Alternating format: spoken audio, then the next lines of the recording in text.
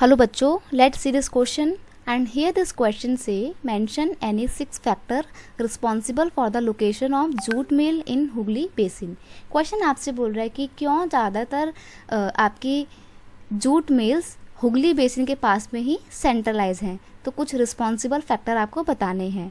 Question का यहाँ पे की कॉन्सेप्ट है जूट मिल्स लोकेशन, और वो लोकेशन क्या है, हुगली बेसिन। तो क्यों है, अब रिस्पॉन्सिबल फैक्टर आपको यहाँ पे बताने हैं।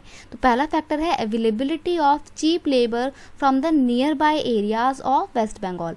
एक्चुअली ज़्यादातर हुगली बेसिन में ही आपकी जूट मिल सेंट्रलाइज है, बिकॉज यहाँ पर वेस्ट बंगाल के एरिया से ही, आसपास के एरिया से चीप लेबर मिल जाते हैं। वेस्ट बंगाल के आसपास के एरिया जैसे कि बिहार हो गया, झारखंड हो गया, यूपी तो खैर थोड़ा दूर पड़ जाता है, बट फिर भी हम यूपी को भी काउंट कर लेते हैं।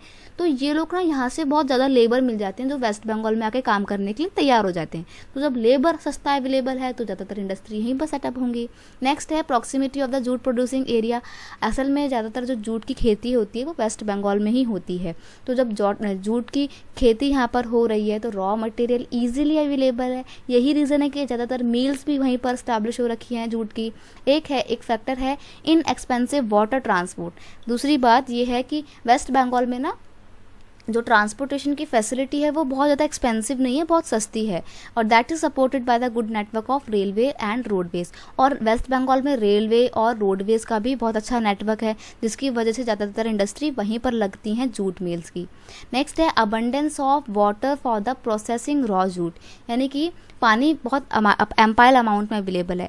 ध्यान रखिएगा, जूट का जो भी काम होता है जूट मिल्स में ना पानी बहुत चाहिए होता है, और आपको पता है वेस्ट बंगाल कहाँ पर है, कोस्टल एरिया के पास में, तो पानी की कोई प्रॉब्लम नहीं होती है।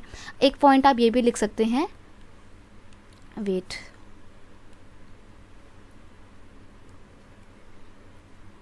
Banking facility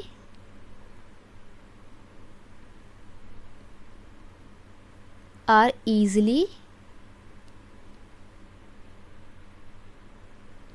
available in Kolkata.